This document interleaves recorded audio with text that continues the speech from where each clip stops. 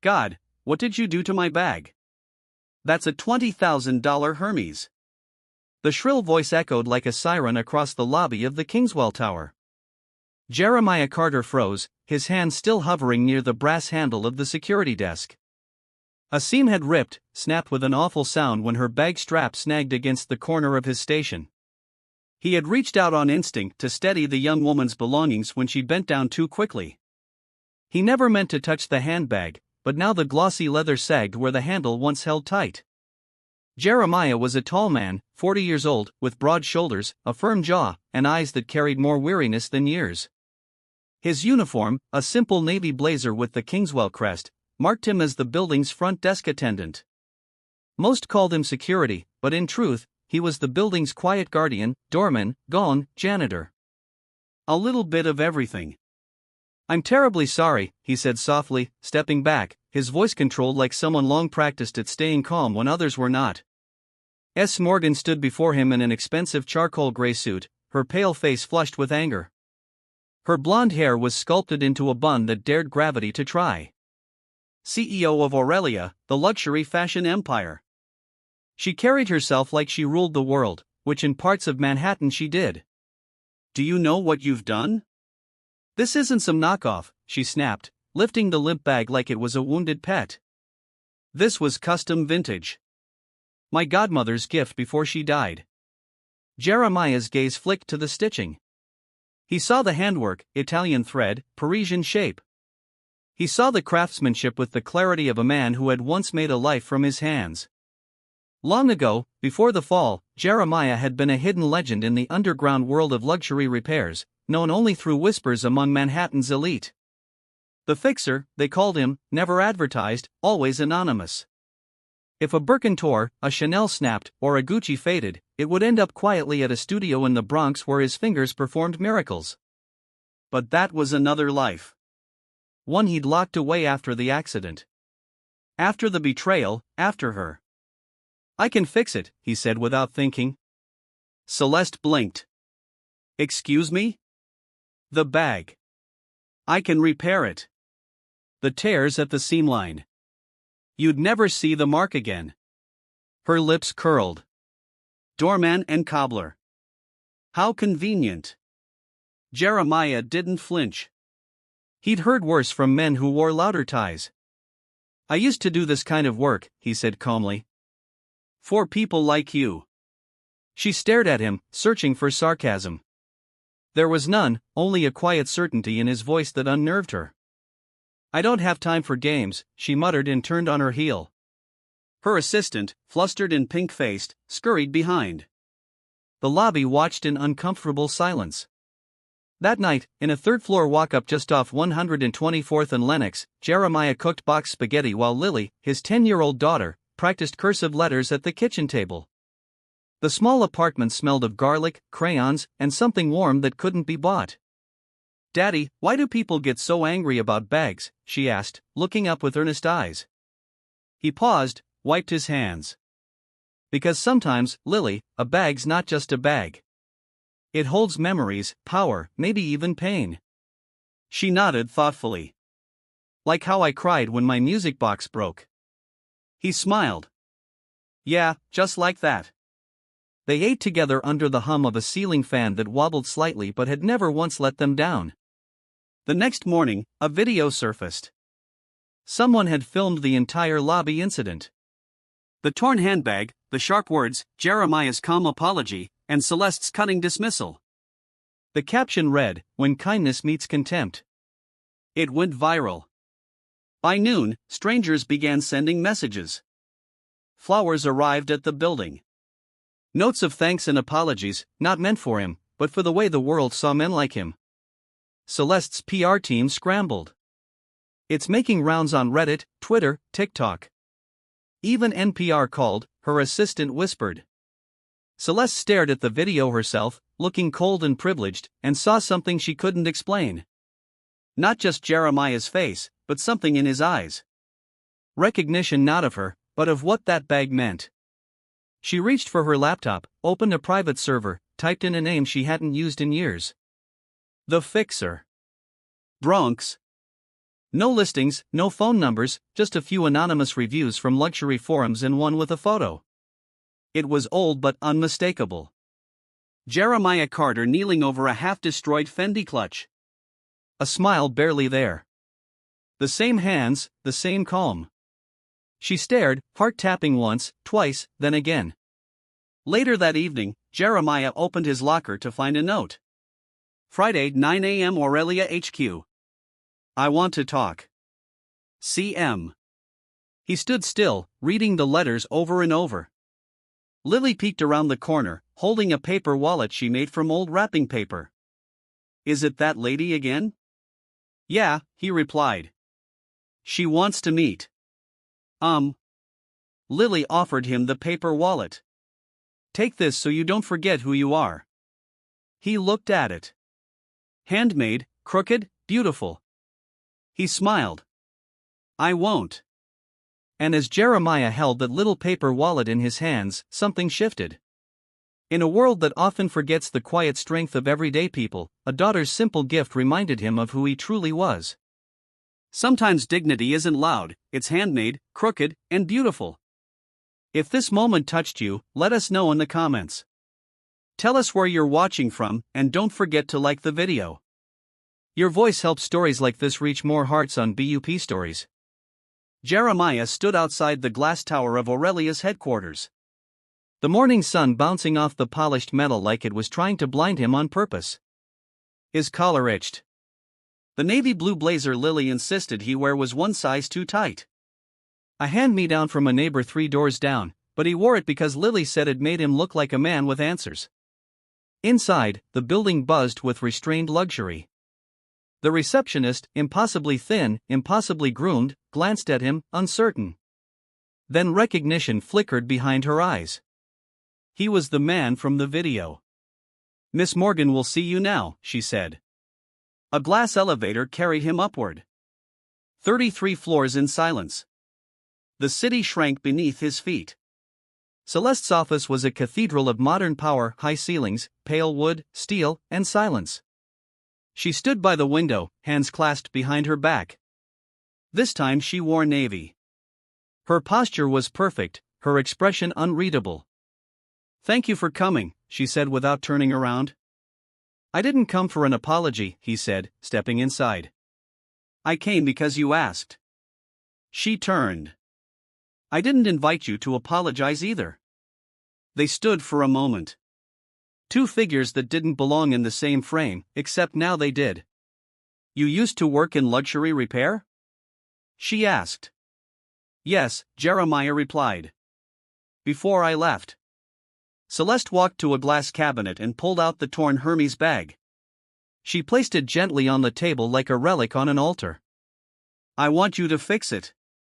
He looked at it. The tear was clean across a seam he could mend in his sleep. But it wasn't just a job. This isn't about the bag, he said quietly. Celeste's eyes flicked toward him. Then away. It belonged to someone who mattered. She raised me, believed in everything I pretended not to care about. And now I care, she said. Then, after a beat, but I don't know what to do with that. Jeremiah stepped closer. Careful, like approaching a wounded animal. I can repair it, but not here. Her brow lifted. Where then? My apartment. My tools are there. It's small, but it's where I do real work. She hesitated, visibly uncomfortable, then slowly nodded. I'll have it delivered, she said. No, he said, if you want me to do this, you bring it yourself.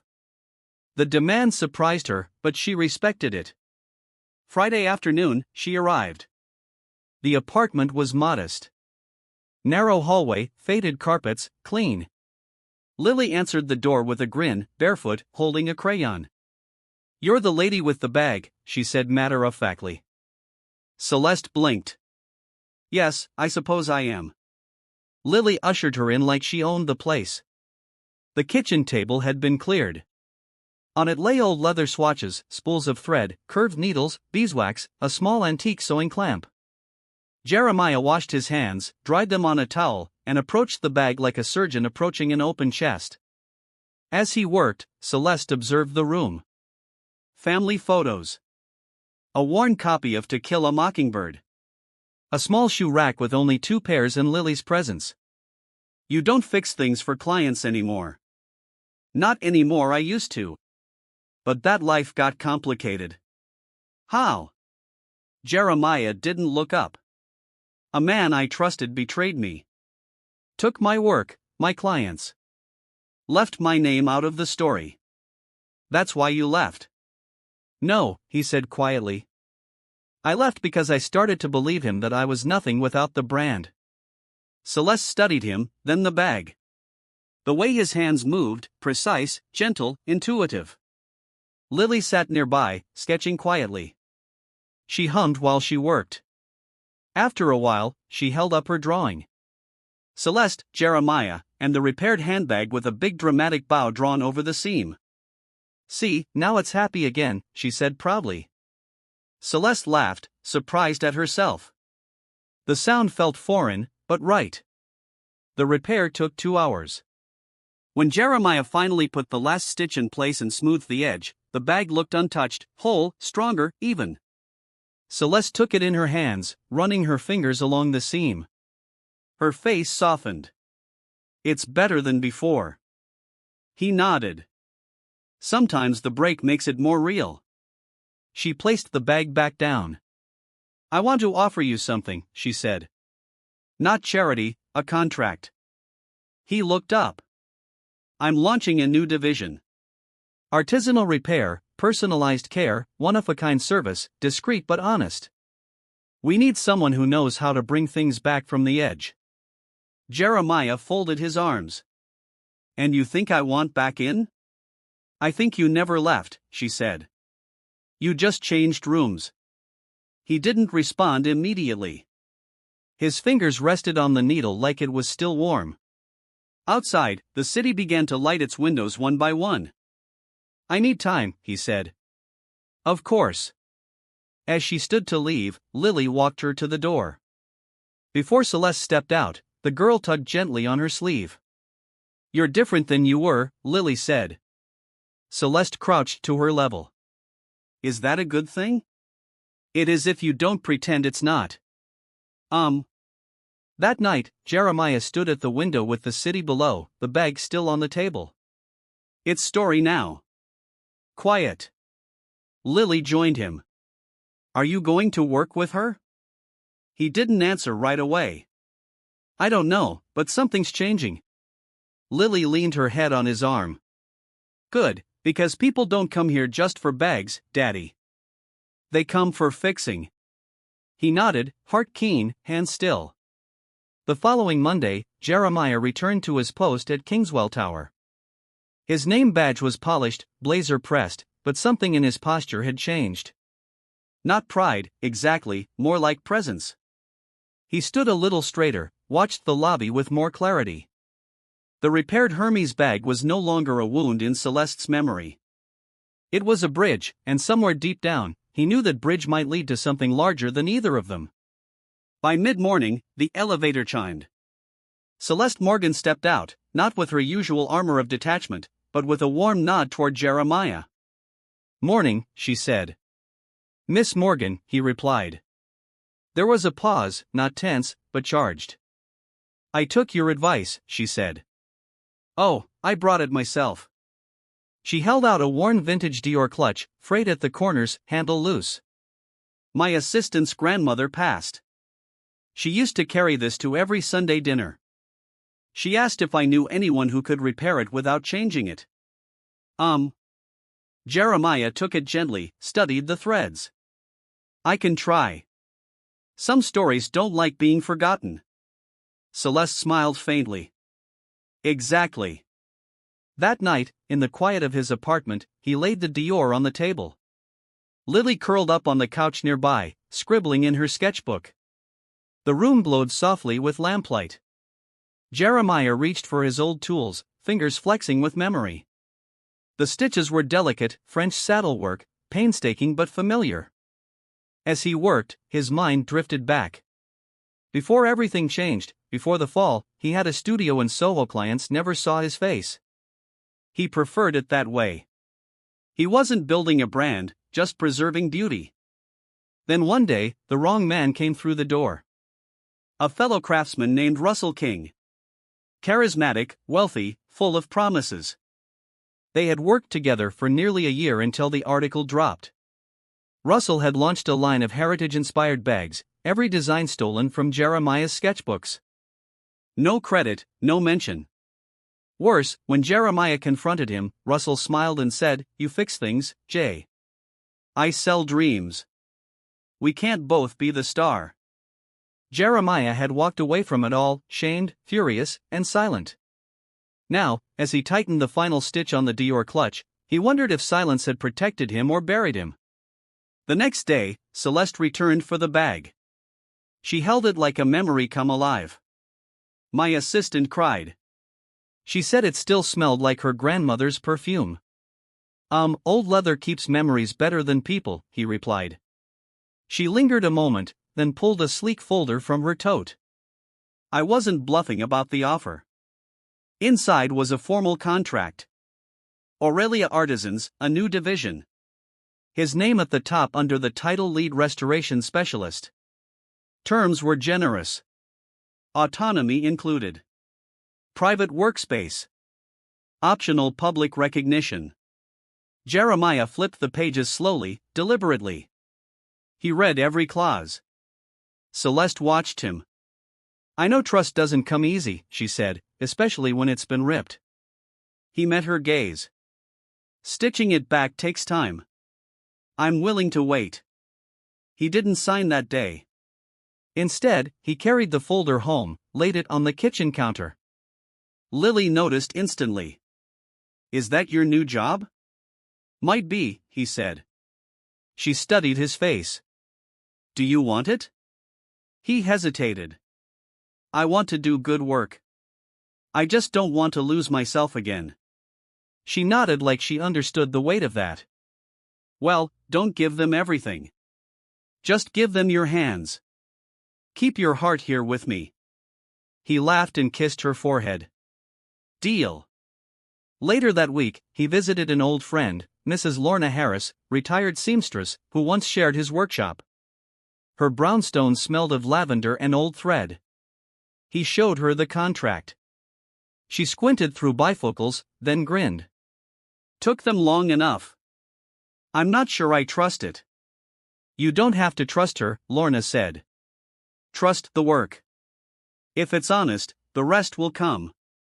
That evening, Jeremiah walked the city blocks alone, contract in his coat. The cold bit at his skin, but something warmer pushed from within. He stopped by his old studio. It was now a frozen yogurt shop. He stared at the building, remembering the scent of polish, the hum of late nights. "I'm still here," he whispered. 2 days later, he returned to Celeste's office, handed her the signed contract. "I'm in." "Ah." She nodded, not smiling, but her eyes softened. "Welcome back." They began quietly. At first, Jeremiah worked from a small space in the back of Aurelia's design floor. No one recognized him, and that was fine. Word spread slowly, first from assistants, then executives.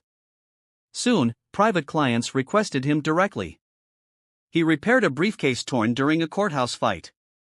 A wallet stained by a spilled scotch from a war veteran's funeral. A travel bag carried to 5 continents by a woman now bedridden. Each piece carried a story. Jeremiah listened to all of them. He became known not just as the guy who fixes stuff, but the man who understands. Celeste, meanwhile, changed too. Her tone softened. She walked the halls more, listened more. Some nights she stayed late to watch Jeremiah work, his silence calming in a way money could never buy. But not everyone was pleased. Russell King, now head of Kingswell Leather, heard the rumors. One client whispered, "I'd rather wait 2 weeks for Jeremiah than pay you double." Russell's smile faded. That night, he poured whiskey into crystal and looked at an old photo. 2 young craftsmen laughing over a scuffed Louis Vuitton. He hadn't thought of Jeremiah in years. But the city hadn't forgotten. And now Jeremiah Carter was back. A month into the Aurelia contract, Jeremiah had found his rhythm. His days were divided between the quiet sanctuary of his restoration workshop and evenings with Lily, who now treated his stories of luxury clients like bedtime tales. He had become something of a legend inside Aurelia. Whispers passed down the hall about the man who could stitch stories back into leather, the quiet artist who rarely spoke unless spoken to, but whose hands performed poetry. One Wednesday afternoon, Celeste entered his workspace without announcement. Her heels clicked once, then stopped. Jeremiah glanced up from a cracked mahogany attaché case. The stitching needle paused midair. "Got a minute?" she asked. "For you?" "Maybe even two," he replied dryly. She smirked. "I want you to come to the gala next Friday." "Company anniversary, public event?" He raised an eyebrow. "You sure I belong in that crowd?" "I'm sure that crowd needs to know who they've been quoting without realizing it." He set the needle down. "You want to introduce me?" I want you to be seen on your terms." He thought for a moment, then nodded. "Only if Lily can come?" Celeste blinked. "Your daughter to a formal gala? She's got better taste than I ever did." "Deal." By the time Friday arrived, Lily had selected his suit, charcoal gray, slightly snug, wore a soft yellow dress that made her look like a blooming daffodil under the ballroom lights. Jeremiah felt out of place the second they stepped inside the Plaza Hotel ballroom. It smelled of old money and ambition, all wrapped in French perfume and practiced laughter. Celeste spotted them instantly and approached with a smile that, while polished, carried something real beneath the surface. "You clean up well." He shrugged. "I still can't tie a bow tie without instructions." She turned to Lily. "You must be the real boss in this duo." Lily grinned. "He listens sometimes." The evening unfolded with speeches, champagne, and glimmering spotlights. When Celeste took the stage, the room fell silent. She spoke about tradition, resilience, and the importance of craftsmanship. Then she turned toward Jeremiah. "There are stories in every scar," she said. "And there's a man among us who reminds us that even the most damaged things deserve to be made whole again." The applause was thunderous when she gestured to Jeremiah. He rose slowly, not to bask in the spotlight, but because Lily nudged his side hard. Afterward, several guests approached, some with genuine admiration, others with veiled curiosity. One man, however, approached with a smile that fell off. "Jeremiah Carter, didn't expect to see you here," the man said. He wore a crisp navy suit, silver cuff links, and a gaze as sharp as glass. Jeremiah stiffened. "Russell." Celeste, still nearby, watched them closely. Russell King extended a hand. Jeremiah ignored it. "You're working with Aurelia now. Guess some ghosts don't stay buried." I didn't know I was supposed to be dead," Jeremiah replied. Russell laughed. "Well, you always were the dramatic one." The tension was brittle. Celeste stepped closer. "Jeremiah, everything all right?" Russell turned, smiling wide. "Miss Morgan, pleasure." Russell King, Kingswell Leather. Her expression didn't falter, but the temperature in her tone dropped. "Yes, I've read your work. It's interesting." Jeremiah suppressed a smirk. Russell's jaw tightened, but he recovered. "Well, here's to healthy competition." As he walked away, Celeste turned to Jeremiah. "Friend of yours?" "More like the kind of scar that still itches." Later that night, back home, Jeremiah tucked Lily into bed. She looked at him with concern. "Was that man mean to you?" He was someone who forgot that stealing someone's work doesn't make it yours. "Will you tell Miss Celeste?" He shook his head. "She's smart. She'll figure it out." But Celeste already suspected. Back at the gala, she had noticed Russell's demeanor, the subtle jabs, the smugness. She asked her assistant the next day to look deeper into Russell King's early designs. What they found was disturbing. Many of Russell's earliest originals bore striking resemblance to uncredited repairs done in Jeremiah's old studio, work no one should have had access to. Celeste called Jeremiah into her office the following morning.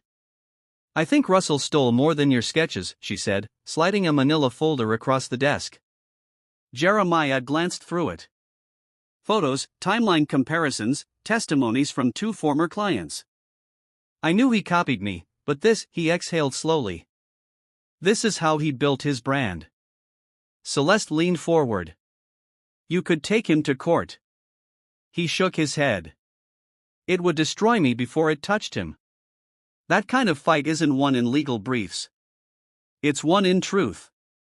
What are you saying? I'm saying let's make something better than him. Loud enough that he can't drown it out. She smiled. You want to design again? I want to create what I couldn't before. Something with my name on it. Not in shadows, in light. She reached out a hand. Then let's do it together. Jeremiah took her hand, firm and certain. Outside, the city pulsed. Inside, a legacy was being threaded, not out of revenge, but renewal. The workshop was quiet, except for the soft ticking of the old wall clock. Jeremiah sat at his workbench, a pencil in hand, sketching with the slow care of someone shaping more than a design, shaping a memory. In front of him lay a blank leather canvas, and beside it, a folder stamped with a new title, Carter Line, Heritage Series. Celeste had given him complete creative control. No board meetings, no market reports, just freedom. Still, freedom was its own kind of pressure. He hadn't sketched like this in over a decade, not since Russell. But now, every line he drew felt like reclaiming a part of himself. That morning, Celeste stopped by with 2 cups of coffee and a manila envelope. You've got mail, she said, placing it gently on the table. Jeremiah sipped his coffee, then opened the envelope. Inside was a letter, a handwritten one. Dear Mr. Carter, my name is Julia Reyes. My grandfather carried a leather satchel you repaired 25 years ago. He never stopped talking about the man with the healing hands. He passed away last spring. I found your signature inside the satchel. I wanted you to know that he kept it until the end. I'm now a teacher and I carry it with me every day. Thank you, Julia. Jeremiah read it twice, maybe 3 times, then folded it and tucked it inside his notebook like a treasure. You ready for this? Celeste asked softly. He nodded. Yeah, but it's not just about bags anymore. It's about stories. That's what I want the Carter line to be. Every piece a memory, she smiled. Then we start with yours. They launched quietly at first. Just 3 pieces. A weekender bag, a satchel, and a women's clutch. All handcrafted. Limited edition. Stamped subtly inside each piece, Carter vertical bar reclaimed with honor. Within 2 weeks, the orders tripled. The reviews came in not just about the products, but the story. People wrote about what the bags reminded them of. Their father's suitcase from the war, their mother's church purse, a leather-bound photo album lost in a fire. The line wasn't trendy. It was timeless, honest. And then came the article. The New York Journal published a feature titled, The Man Who Fixed More Than Leather. It detailed Jeremiah's comeback, Celeste's quiet support, and even hinted at Russell King's early designs being suspiciously uncredited. Russell saw it first thing Monday morning. He threw the paper across his office, cursing under his breath. He was supposed to stay buried. His assistant stepped in. Sir, Carter's line is outperforming 2 of ours on pre-order lists, and 3 influencers dropped our collaborations. Russell clenched his jaw. Then, we bury him again. Within a week, subtle attacks began. Online reviews appeared questioning Carter's authenticity. Rumors spread in fashion circles. He just stitches. He's not a designer. Celeste is covering for him. Celeste called a meeting. I don't care how quiet he tries to be, she told her team. We stand by the work. Let's push the story louder. They set up a pop-up gallery. The hands behind the thread. It wasn't a store. It was an exhibit. One wall displayed a timeline of Jeremiah's early repair work. Another held anonymous letters from clients he had helped over the years. In the center stood a single stool, his original toolkit on display. Opening night was packed. Elderly patrons pointed out old bags they recognized. Journalists scribbled notes. And there, near the back wall, stood a woman holding a cane, her eyes glassy with memory. "You fixed my late husband's briefcase in 1999, she said to Jeremiah. He carried it into chemo every week. Said it reminded him he still looked like himself. Jeremiah held her hand and said, "Then that bag did more than I ever could." By midnight, photos of the gallery lit up social media. Celebrities shared it. Veterans posted about it. Teachers, nurses, cab drivers. The story spread not as a trend, but as a tribute on BUP stories. Russell responded with flashier bags, celebrity endorsements, discounts. But the attention shifted. Even some of his own clients whispered, "You can't fake heart." One afternoon, Jeremiah received another envelope. No return address.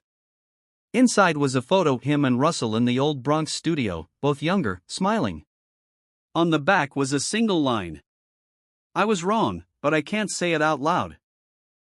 Jeremiah folded the photo quietly. Didn't smile. Didn't burn it. Just kept it. That evening on their walk home, Lily skipped beside him, holding his hand. "Are you famous now?" she asked. He laughed. "Maybe a little." "Does that mean you're going to be too busy for grilled cheese and movies?" He stopped walking, crouched down to her level. "Never. You're the reason I came back." She hugged him tight. At home, the phone rang. A woman's voice came through. Formal, practiced. "Mr. Carter, I'm calling from the Smithsonian Design Museum. We've heard about your gallery. We'd like to speak about a permanent exhibit." He stared out the window, city lights reflecting in his eyes. "Let's talk," he said. And in that moment, he wasn't just fixing bags anymore. He was stitching his name into the legacy of a city that once forgot him. Spring had begun to soften the edges of New York. Park benches thawed, tulips pushed through sidewalk planters, and Jeremiah Carter, now increasingly recognized on the street, still carried himself with the humility of a man who preferred shadows over spotlight. But success, even the quiet kind, drew attention. One Monday morning, Celeste entered his workshop looking troubled. Her heels echoed too sharply across the wooden floor. "We've got a problem," she said without preamble. Jeremiah looked up from a travel satchel he was hand-stitching. "What kind?" She placed a printed screenshot on the table, a blog post. The headline screamed, "Jeremiah Carter, Fabricated Origins, Former Partner Speaks Out." The article quoted a man claiming to have worked alongside Jeremiah in an unofficial capacity, suggesting that Jeremiah had exaggerated his past and that many of the early repairs attributed to him were in fact a collaborative effort, implying dishonesty. Jeremiah recognized the wording. "Russell," he said flatly. Celeste nodded. He didn't sign it, but the phrasing, the timing, it's deliberate. He's trying to discredit the Carter line before the Smithsonian signs their proposal. Jeremiah sighed and leaned back. "He's not trying to beat me with his work. He's using noise." "Well, then we fight noise with proof," she said. "I want to publish your archive, letters, photos, testimonials. We show your story in full." He hesitated. "I never saved those for the world to see. They were personal." Celeste softened. "I know, but they're also the only truth that can't be twisted." That night, Jeremiah pulled down an old wooden box from his closet. Inside were yellowed sketches, photos of repaired handbags, thank you notes, penmanship from another time. He opened a folded page from a woman named Lorraine, dated 2003. "Dear Mr. Carter, you repaired my wedding clutch. My husband cried when he saw it. He passed 6 months later, but he always said, this bag made our last anniversary feel like our first. Forever grateful. Lorraine W. Lily wandered in, yawning. "Are you working late again?" she asked. "Not working," he said, remembering. She peered into the box. you kept all of this? They're reminders that the work mattered. Then let people see them, she whispered. The next day, Celeste's media team curated a digital gallery titled The Hands of Memory, Jeremiah Carter's Archive. It wasn't flashy, just photos, scanned letters, and stories behind each repair. But within 24 hours, it went viral. Comments flooded in. My mother always wondered who brought her purse back to life. Now I know. This man restored my father's military satchel. I cried reading this. One comment read, I worked for Russell in 2008. We used to talk about the guy he learned everything from. He never said your name, but we knew. Russell's tactics began to backfire. The fashion press turned. Industry veterans vouched for Jeremiah. Former clients stepped forward. Even two silent investors in Kingswell Leather issued a statement distancing themselves from the smear campaign. In a matter of weeks, public sentiment shifted, not just to sympathy, but admiration. Meanwhile, the Smithsonian confirmed, we are proud to announce a permanent installation honoring Jeremiah Carter's contribution to the art of American craftsmanship. Celeste celebrated with champagne and a quiet dinner with Jeremiah and Lily at a small Harlem bistro. But amid the joy, Jeremiah's mind was elsewhere. Do you think Russell will stop? He asked Celeste. She shook her head. No, but now he knows you won't disappear. 3 days later, Russell showed up at Aurelia HQ. Jeremiah was in the lobby helping an intern carry a delivery of material samples. Jeremiah, Russell called out. Got a minute? Jeremiah turned, slow and composed. I don't think there's anything left to say. Russell approached anyway, his voice low. I made a mistake years ago, maybe more than one, but I didn't think it would matter once you disappeared. It did, Jeremiah said. It mattered to me. You won, Russell said almost bitterly. The world believes you. Jeremiah looked at him for a long moment. It was never about belief. It was about truth, and you can't buy truth with branding. Russell's expression flickered. Shame maybe, or regret. Jeremiah continued. You know what's worse than stealing someone's work? Making them doubt it ever existed. Russell didn't respond, just nodded, turned, and left. Back upstairs, Celeste found Jeremiah standing by the window. City stretching far and endless. What do you want? She asked. Validation, he replied, and maybe forgiveness. Did you give it? No, Jeremiah said, but I didn't curse him either. That's enough. The following weekend, the Smithsonian hosted a private pre-launch tour. Jeremiah walked through the gallery with Lily beside him, her hand in his. They stopped before a display case that held one of his earliest repairs. A navy clutch once thought ruined, now pristine, beside it, etched in gold.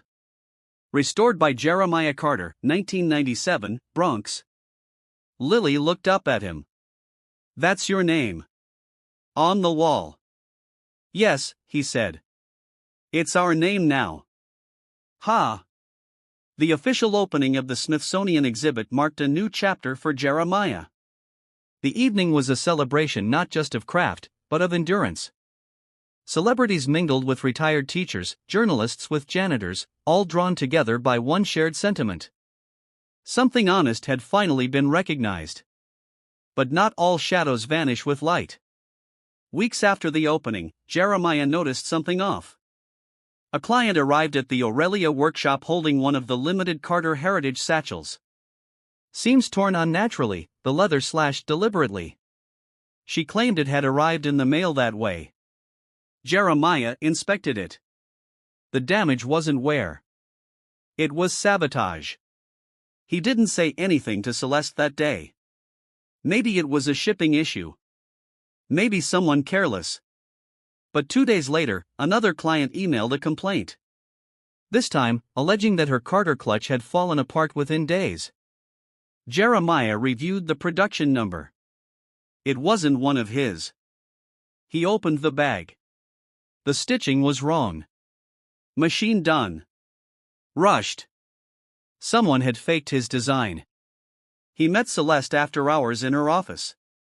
"I think someone's duplicating our bags," he said, placing the 2 damaged pieces on her desk. Celeste frowned, inspecting them. "These aren't yours." "No," he said. "But they're being sold under my name." They both knew what that meant.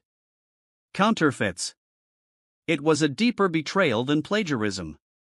It didn't just hurt the brand, it eroded the trust Jeremiah had fought to rebuild. Celeste's legal team launched an immediate investigation. The trail led to a third-party vendor in Queens, one of Kingswell Leather's subcontractors.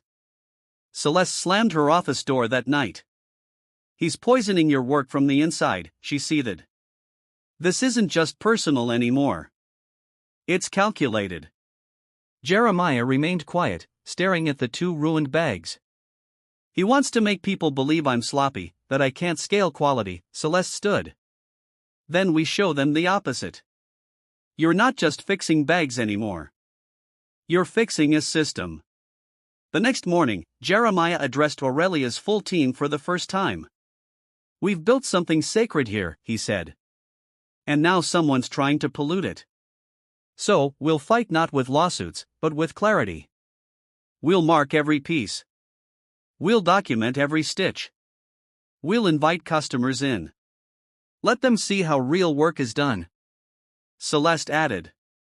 "And we launch a campaign. No fake threads. Tell the world how to spot real Carter craftsmanship. Give them the tools." They filmed a behind-the-scenes series showing Jeremiah at work. No flash, no filters, just the process, the roughness of real labor, the rhythm of hands over leather. Lily narrated parts of it, her young voice cutting through cynicism like sunlight through clouds. The response was overwhelming. Customers shared their Carter bags on social media, comparing them to knockoffs, explaining the difference. People rallied behind the message. Real takes time. Real takes care. But Russell wasn't done. Late one evening, Jeremiah received an anonymous text. "You don't belong on that museum wall. You're just another stitcher." He showed it to Celeste. "He's pushing harder." She nodded. "And it means he's scared." A week later, during a private order review, a high-profile client arrived, one of Kingswell's biggest names. She quietly placed an old Kingswell handbag on Jeremiah's work table. "I want you to remake this," she said. "But under your name, not his." Jeremiah hesitated. "You sure? That could cost you favors?" "I'm tired of fakes," she replied. "I want to carry something real." That moment triggered a wave. Within days, several former Kingswell loyalists contacted Aurelia requesting redesigns, not just repairs, transformations. Jeremiah called the project Reclaim. Each piece bore a small burnished tag, from Silence, Truth. The Reclaim line sold out in 72 hours. Then came the letter, a legal threat from Russell King's lawyers, accusing Jeremiah of defamation, brand infringement, and undermining Kingswell's intellectual legacy. Celeste read it and chuckled. "Legacy? He stole yours to begin with." Jeremiah didn't flinch. "Let him file it. I've got 3 decades of truth behind me." What does he have? A bruised ego and empty thread. Celeste's legal team drafted a response so airtight it squeaked. Russell backed down silently. That night after dinner, Lily curled up on the couch beside Jeremiah. She looked up at him and whispered, "Are we still safe?" He stroked her hair. "Always, as long as we remember who we are." But why do bad people keep trying to ruin it?" He looked into her eyes and said gently, "Because truth scares people who built their houses on lies." She nodded solemnly, then smiled. "Can I design a bag, too?" He grinned. "Absolutely. We'll call it the Lily Line." As she drifted off to sleep, Jeremiah stood by the window, city pulsing outside. His name was in lights now. But more than that, it was in hearts, in hands, in whispers passed from one generation to the next. He wasn't just stitching leather anymore. He was stitching legacy on BUP stories. The following weeks passed in a whirlwind. The reclaim line was not just a commercial success. It became a cultural statement. Interviews poured in. Journalists who once ignored Jeremiah now requested profiles. Fashion critics who dismissed him as a quiet craftsman were writing think pieces about authenticity in an age of mass production. But for Jeremiah, fame remained a distant hum. He still walked Lily to school each morning, still polished his tools by hand, still made his coffee with the same cracked kettle. One Friday afternoon, a courier delivered an unmarked envelope to Aurelia's front desk. Celeste called Jeremiah into her office as soon as she opened it. Inside were photographs, grainy but deliberate. They showed the exterior of Jeremiah's apartment, the playground Lily frequented, even a zoomed image of Lily at the school gate. No note, just the photos. Jeremiah stiffened. Is this a threat? Celeste's face darkened. It's a warning. He's not playing business anymore. Jeremiah took a deep breath, heart pounding, not with fear for himself, but for Lily. We'll get security on you. On her, Celeste said, I'll call in private protection. Jeremiah shook his head. No, that would scare her more than the threat. Celeste leaned forward. This isn't just sabotage now. It's personal. He nodded. Then I'll respond personally. Later that night, after Lily fell asleep curled up beside her sketchbook, Jeremiah sat alone at his kitchen table. He stared at the envelope of photos. Rage simmered under his calm. Not loud, but sharp. The kind that didn't scream, but sculpted action. He made 2 calls. The first was to Lorna Harris, his old mentor. I need the original design logbooks, he said. All of them, even the unfinished ones. The second was to a man named Benjamin Cho, a quiet forensic designer who once exposed a high-end watch forgery ring. I need you to verify some stitching patterns, Jeremiah told him, against Russell's earliest pieces. The next morning, Jeremiah and Celeste sat side by side reviewing the logbooks. Page after page revealed a pattern. Russell's signature designs weren't just similar, they were direct copies. Same thread counts, same concealed double loop technique, unique to Jeremiah's early work. Benjamin Cho's report confirmed it. A minimum of 12 Kingswell pieces matched Jeremiah Carter's known patterns with over 92% accuracy. Celeste looked at Jeremiah. This is the final stitch. He nodded. We don't go to court, we go to the people. They planned it carefully. Aurelia released a short documentary titled The Lost Thread, narrated by Celeste. It chronicled Jeremiah's journey from a Bronx studio to the Smithsonian. But the most powerful moment came near the end when Jeremiah himself appeared on screen. He held 2 bags side by side. One labeled Carter, 1999, the other Kingswell, 2007. This, he said, pointing to the Kingswell piece, is a forgery, not because it's badly made, but because it was taken line for line, stitch for stitch, from a man who believed staying silent meant staying safe. He looked directly into the camera. No more silence. The video exploded online. Within hours, hashtags trended. Number thread of truth. Number Carter not king. Number craft matters. Fashion historians began citing Jeremiah's techniques in academic journals. Artisan forums posted side-by-side breakdowns of his versus Russell's designs. Russell's publicist released a brief statement. Mr. King is reviewing these accusations with legal counsel. But the world had shifted. That same evening, Jeremiah took Lily for ice cream. They sat on a bench, her feet swinging above the pavement. You look tired, she said, handing him the cherry from her sundae. I'm okay, he said. Just thinking about the bad man. He nodded. Are you going to make him say sorry? Jeremiah smiled faintly. I don't need his apology. I just need people to know the truth. She leaned her head on his shoulder. Then I think you already won. A few days later, Jeremiah received a letter, not from Russell, but from a former Kingswell employee. It was short. Mr. Carter, I was there when your name was erased from our early files. I'm sorry I didn't speak up then. I've attached a copy of the internal document showing the date and design transfer Russell made in 2006. Use it if it helps. A friend. Jeremiah didn't need to use it. The truth had already taken root, but he kept the letter because every thread matters.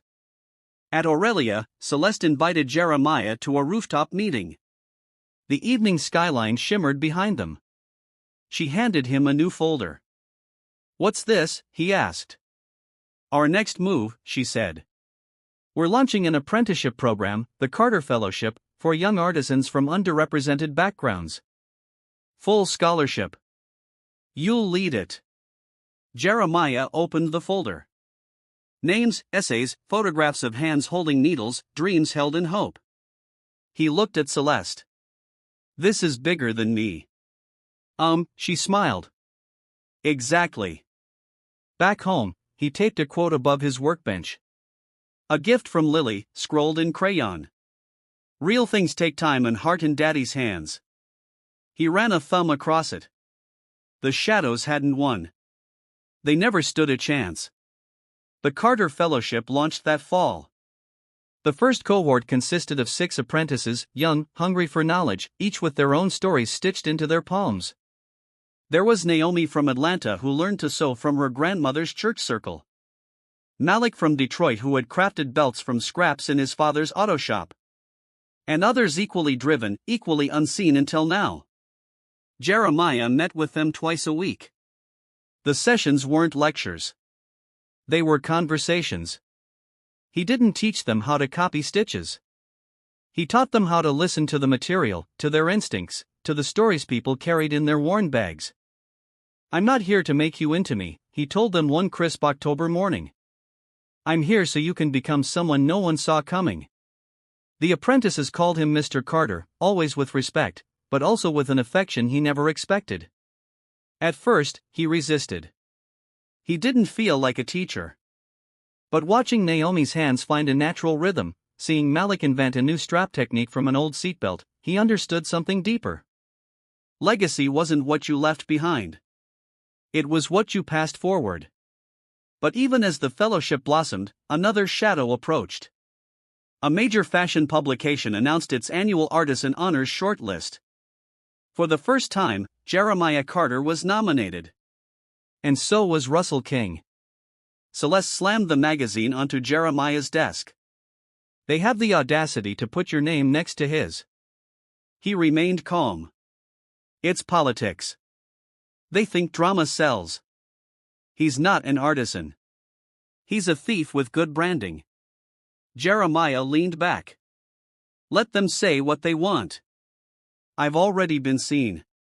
But beneath his measured exterior, the thought simmered, not the award itself, but what it symbolized. Validation. A name no longer whispered, but spoken aloud in rooms that once kept him out. Lily sensed his unrest. That night, she sat beside him at the workbench, drawing a purse with wings. "Is something wrong, Daddy?" He looked at her sketch. "Just a little noise at work." "Does it matter?" He paused. "Maybe, maybe not." She tapped the wings. "Then make something that flies higher." Her words landed with weight he didn't expect. The Artisan Honors Ceremony was held at the Manhattan Design Conservatory. The event was sleek, sharp, and crowded with the well-dressed elite. Jeremiah wore a simple suit. Celeste wore navy. Lily, beaming, wore a dress covered in tiny embroidered stars, her own design. When the time came, the host stepped onto the stage. This year's Artisan Honor goes not to someone who chased trends, but to someone who honored the soul of their craft. A man who repaired more than leather, who mended silence with story. The 2025 Artisan Honor goes to Jeremiah Carter. The applause thundered. Jeremiah stood slowly, not because he was surprised, but because the weight of the moment asked for stillness. He walked to the podium. The room quieted. "For years," he began, "I thought my work had to be silent. That humility meant invisibility. That if I stitched quietly enough, maybe I wouldn't be noticed or stolen from." He paused, looked out at the crowd. But here's what I've learned. Being quiet is not the same as being small. And telling your truth out loud doesn't mean you're shouting, it means you're standing. He held up the award. This isn't just mine. It belongs to every kid who grew up thinking their hands didn't matter. To every name erased from the credits and to the new voices I'm helping know who will one day outshine all of us. He stepped down to a standing ovation. Russell didn't attend the ceremony, but the next morning he sent a single message to Jeremiah's public inbox. You got what you wanted. Hope it was worth it. Jeremiah didn't reply, but he printed the message, folded it, and placed it under the award on his shelf. Not out of spite, but as a reminder. Every wound stitched shut still leaves a scar. Later that week, Jeremiah brought the award to the fellowship studio. I want you to hold this, he told each apprentice, placing the plaque in their hands. Naomi cradled it like it was sacred. Malik studied the engraving. What does it feel like? Jeremiah asked. Like I could get there one day, Naomi said softly. You can, he said. If you don't let anyone rush your stitches. Celeste watched from the doorway, arms crossed, smiling. Back at home, Lily pinned her flying purse drawing on the fridge next to a photo from the ceremony. She looked at Jeremiah. Are you going to be even more famous now? He chuckled. Fame's not the goal. Then what is? He crouched beside her. To leave something behind that helps someone else start. She thought for a moment. Like a zipper. He blinked. A what? A zipper. So they can open the next thing. He laughed, hugged her tight. Exactly like a zipper. Oh. As fall deepened, Jeremiah continued his work at Aurelia, at the fellowship, at home. He didn't chase the spotlight, but it found him anyway. Not because he demanded it, but because real work done with real hands, for real reasons, never stays hidden forever. And for the first time in a long time, his name, once whispered, once stolen, was now sewn firmly into the fabric of something permanent on BUP stories. Winter crept into the city like a whisper, soft but certain. The fellowship studio had grown warm from within, bustling with the hum of needles, quiet laughter, and the low murmur of jazz that Jeremiah played on an old turntable by the window. Outside, New York shivered under pale skies. Inside, legacy was being sewn one stitch at a time. Jeremiah stood behind Naomi as she finished her first complete satchel. The lines were imperfect, but the soul was there. It doesn't have to be flawless, he said. Just honest, she smiled. Then I'm proud of it. He nodded, then turned to the next table where Malik was working on a custom strap. The studio was alive, growing into something larger than even he imagined. Yet that morning, Celeste had handed Jeremiah a letter that stopped him cold. It was from Russell. No return address, just clean stationery and an unfamiliar but unmistakably careful script. Yet, Amia, I won't ask for forgiveness because I haven't earned it. I won't pretend what I took can ever be returned. But I've walked past your gallery 3 times now. I haven't gone in. I don't think I should, but I needed you to know I see it now. All of it. And I'm sorry I ever made you invisible. Jeremiah folded the letter and placed it in his inner coat pocket. He didn't mention it to Celeste or Lily or even to his apprentices, not because it wasn't important, but because some closures aren't meant for applause. Instead, he turned his energy toward the next phase, the Echo expansion. They were opening 2 satellite workshops, one in Chicago, one in Birmingham, both in neighborhoods that once housed forgotten talent, each led by a fellow from the first cohort. The work would continue to grow, not upward like a brand, but outward like a family. A week later, Celeste invited him to speak at the National Symposium on Craft and Culture. The keynote. Jeremiah hesitated. I'm not a speaker, he said. You're more than a speaker, she replied. You're the story they forgot they needed. He eventually agreed. Not for fame, but because silence had served its time. The night of the symposium, Jeremiah stepped onto the stage in a fitted navy suit, no tie. His hands, calloused and ink-stained, gripped the sides of the podium. I was taught that good work speaks for itself, he began. But sometimes, if no one's listening, even good work disappears. For years, I stitched in backrooms, basements, under someone else's name. I thought if I just worked hard enough, the truth would surface. It didn't. I had to speak it. He paused. The room completely still.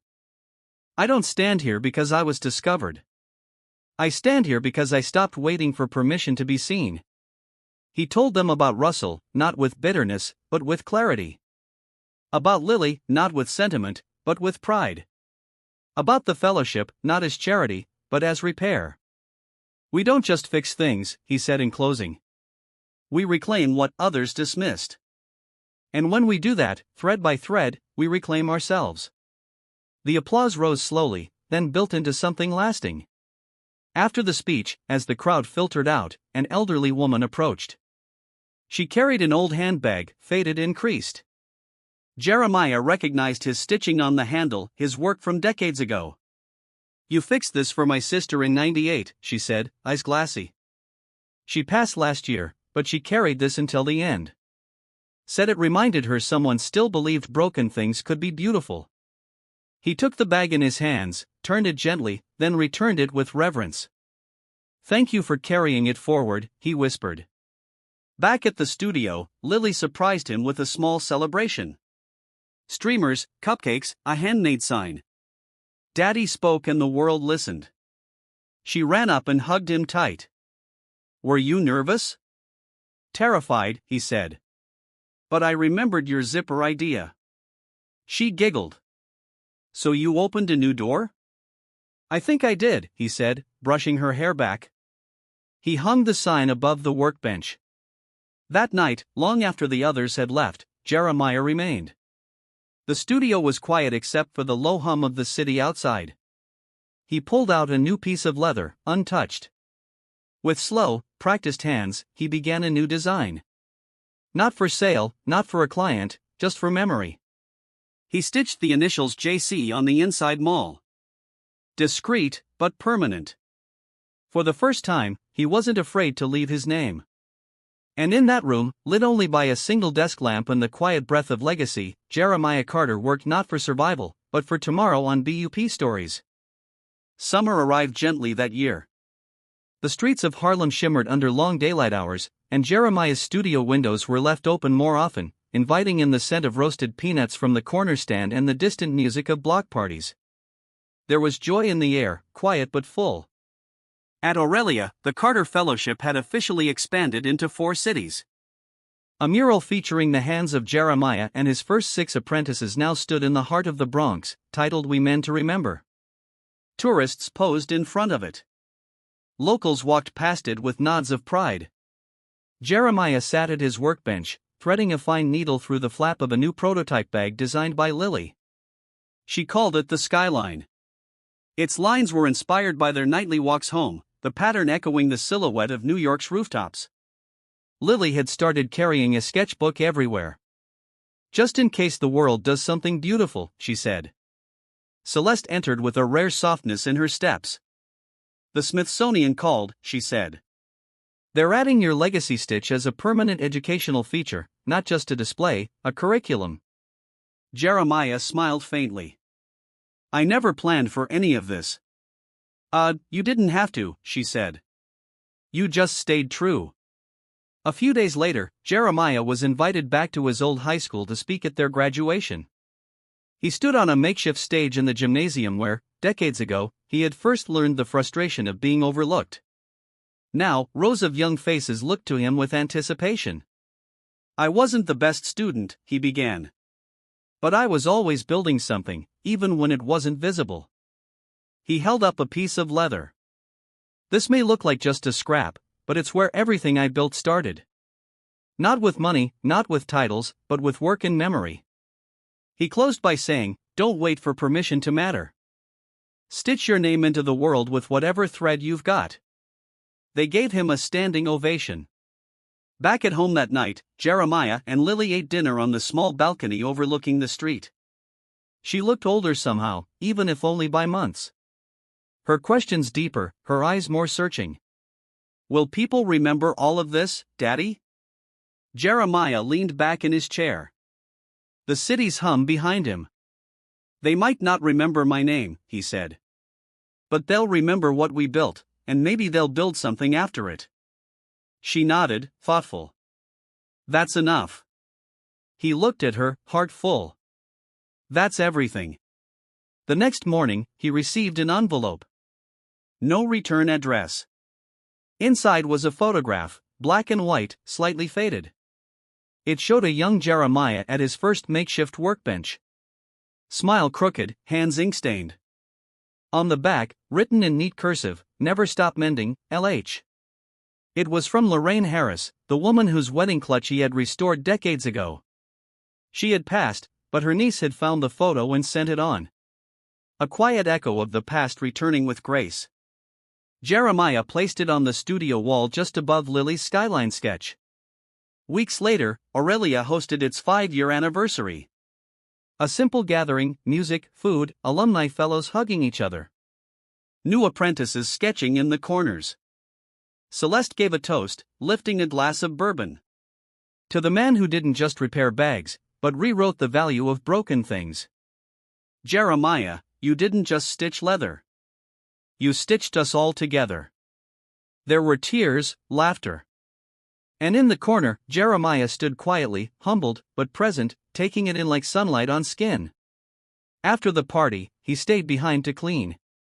As he swept, he found a single strip of leather on the floor. He picked it up, studied its edges, then carried it to his workbench, and stitched one final line through it.